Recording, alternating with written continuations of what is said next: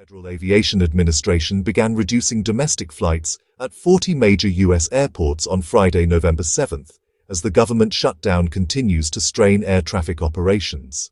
The FAA says the move will trim domestic flights by about 4% at first, expanding to 10% by November 14th if the shutdown continues.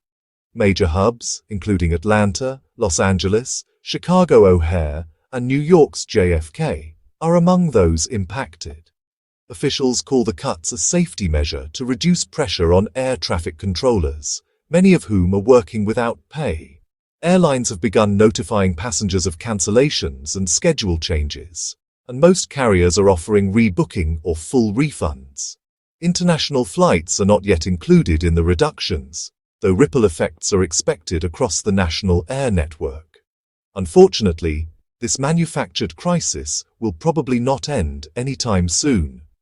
And not just because of the members of Congress who are holding the American people hostage, but also because of their constituents, who are their accomplices in this foul act.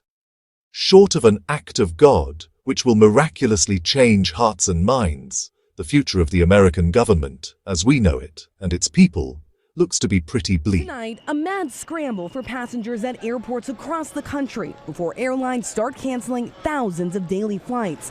The Trump administration says to ease the strain on air traffic controllers from the government shutdown. I was able to get on the flight early before some of the delays started, so I'm just getting home before it happens. Airports will be impacted, including the country's busiest, from Atlanta to Los Angeles to Chicago, New York's JFK, Miami, Detroit, and DCA in Washington. Tonight, Delta Airlines says they'll cancel 170 flights tomorrow, American Airlines 220, and United Airlines says they'll slash just under 200.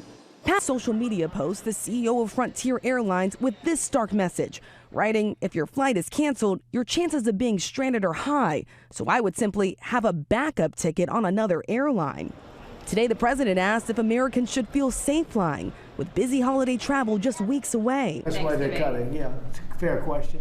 As Sean Duffy announced, they're cutting in certain areas 10%, and they want to make sure it's 100% safe. That's why they're doing it. Officials say the shortage of air traffic controllers who missed their second full paycheck today has reached a tipping point, pushing them to take unprecedented action, reducing flights by 4% tomorrow and ramping up to 10% over the next several days.